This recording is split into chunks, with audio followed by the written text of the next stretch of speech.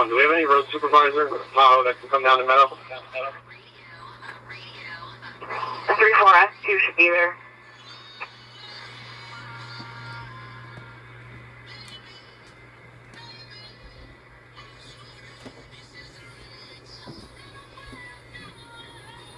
Get on the ground.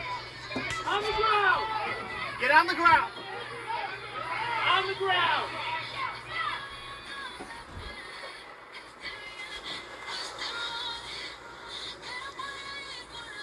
Down.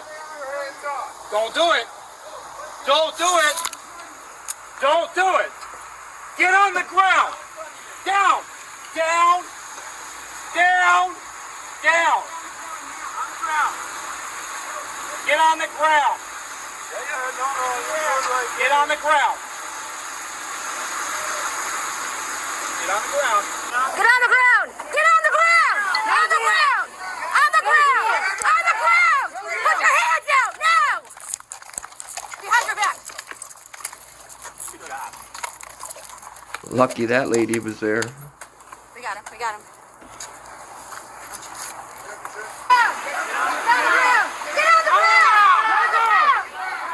Get on the ground now!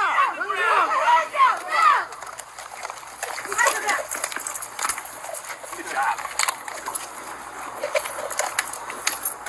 We got him. We got him. Close your hands. Get on the ground. Get on the ground. Get on the ground. Get on the ground. Get on the ground. On the ground. On the ground. Get on the ground. Put your hands out now. Behind your back. Good job.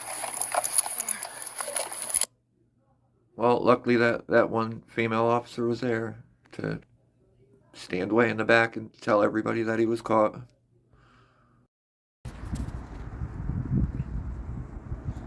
What up, guys? This has to do with the video we just saw, the dude getting arrested. This was warrant: Naugatuck man accused of mutilating infant daughter, heard voices. Warrant: Naugatuck man accused of mutilating infant daughter, heard voices telling him to kill. Christopher Francisquini, who's accused of murdering his baby daughter in Naugatuck, was arraigned in Superior Court in Waterbury Monday. This was a couple months ago. Waterbury, Christopher Francisquini mutilated his 11-month-old daughter Camilla, leaving her dismembered body in his room in the basement, and then left the house to go shopping for Thanksgiving dinner with her mother, according to an arrest warrant charging him with homicide. So wait, I thought before it said he went shopping with his mother. How'd they both leave and nobody had the baby? Nobody knew where the baby was. Family members presume Camilla was sleeping until her mother found her dead in the basement bedroom more than an hour later, the warrant said. Waterbury State's Attorney Maureen Platt called Christopher Francisquini an extreme risk to public safety after the horrific mutilation of his infant daughter during his arraignment Monday before a packed courtroom in the Superior Court of Waterbury.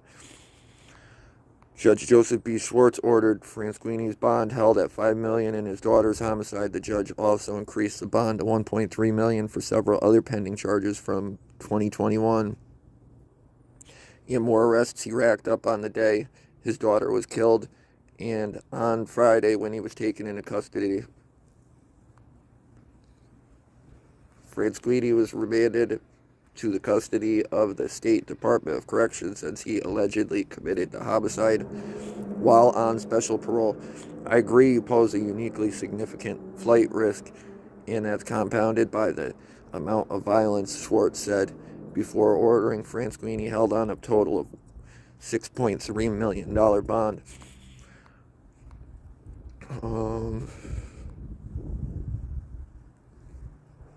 Waterbury police served Francisquini with an arrest warrant Monday for a dispute with his daughter's mother, Crystal Nieves, in the city, sometime after he in that city sometime after they said he had killed their daughter.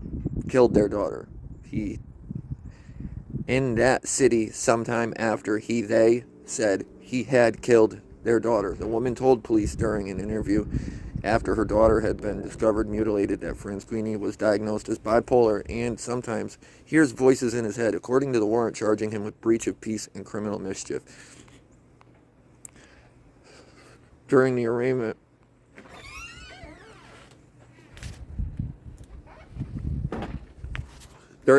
Schwartz issued a protective order prohibiting Francisquini from contact with the three individuals referred to only by their initials in court. Francisquini, dressed in a white jumpsuit and shackles with a half-dozen judicial marshals nearby, did not acknowledge his two public defenders or Schwartz, including when the judge asked if he was aware of who the three protected individuals were by their initials. He also refused to speak with the bail officials, so they did not make a recommendation on bond.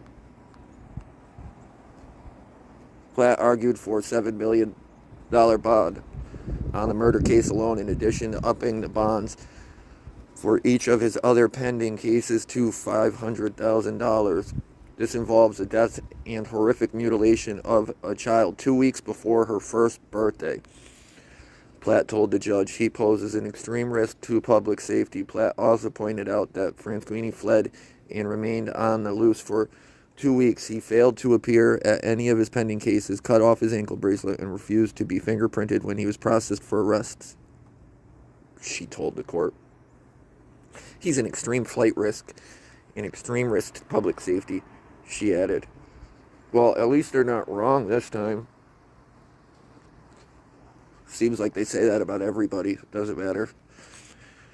Camilla's family was present in the packed courtroom and wore shirts with her image on them. They left after the proceeding without speaking to members of the media who attended the arraignment. Francisquini is scheduled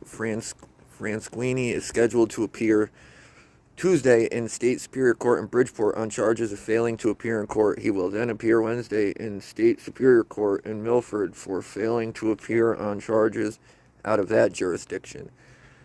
Francisquini was on the run for 2 weeks before Waterbury police apprehended him Friday at a bus stop within yards of the courthouse where he was arraigned Monday. So that wasn't all that smart.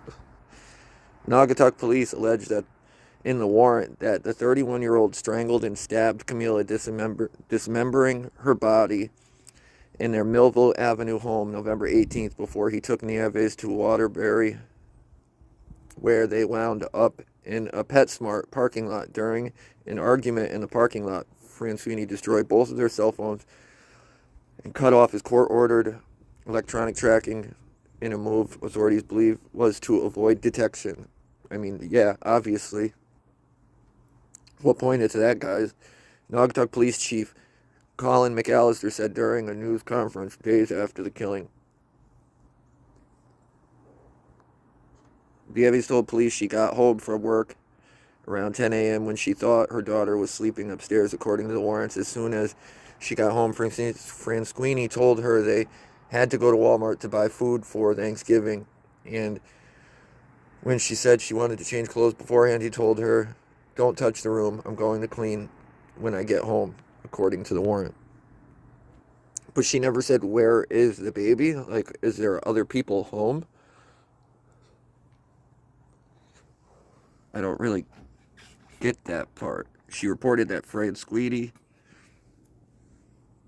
was rushing her out and would not let her in their bedroom, the warrant said. But that didn't raise any red flags. Missing baby, can't go in the room, no red flags. Thinking they were going to Walmart in Naugatuck, a sweating Francisquini instead drove to Waterbury to meet up with a man at the PetSmart parking lot. After their dispute, Nieves went into the pet store to call for a ride and was followed by the same man Francisquini wanted to meet, the warrant stated. When Nieves got picked up from the store, she noticed Francisquini and the vehicle were gone. She then walked into the house and went to clean up the room. At 11:30 a.m., she found her daughter dead and started screaming, the warrant stated.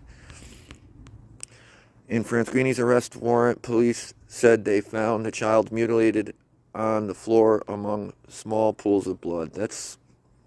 So I don't understand how people, I mean, he's not right in the head, but I still don't understand how you could kill a helpless baby. A family member told police that Francisquini was prescribed medication for bipolar disorder, but based on how he was behaving, did not believe he was taking his medication. The warrant stated Francisquini said he was always hearing things, and a few days before the homicide, he said the voices keep telling him to kill his father. According to the warrant, the family member urged him to seek help. I mean, it's a tough spot. Francisquini was only known to smoke marijuana and didn't take any other illicit substances, the warrant said. The family member also said Francisquini never said anything about hurting his daughter, and he treated her as if she was everything, the warrant said. At the time of the homicide, Francisquini was on special parole for a 2012 assault conviction and wearing electronic monitoring as a condition of release on several pending court cases when he fled after the killing, court records show. He was captured one day after McAllister and agents with the Federal Bureau of Investigations held a conference urging him to surrender. The town of Naugatuck celebrated Camilla's first birthday Saturday with a vigil in her honor. Her father's capture was the best birthday present Camilla could have received, and a grieving mother told the crowd that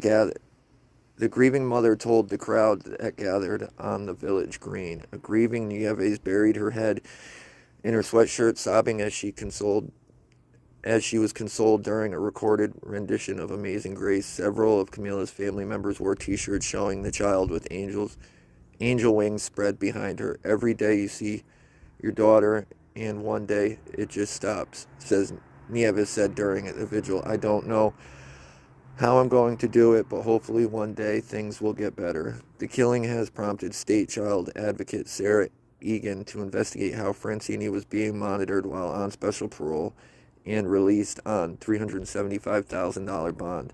I mean, yeah, that should be looked into. I mean, how did everybody else know he wasn't taking his medication, and his family knew, and he was struggling, but the people monitoring him didn't know? Usually because they do a half-assed job. They either do not their job at all, or they harass people that really don't need it. And then stuff like this happens.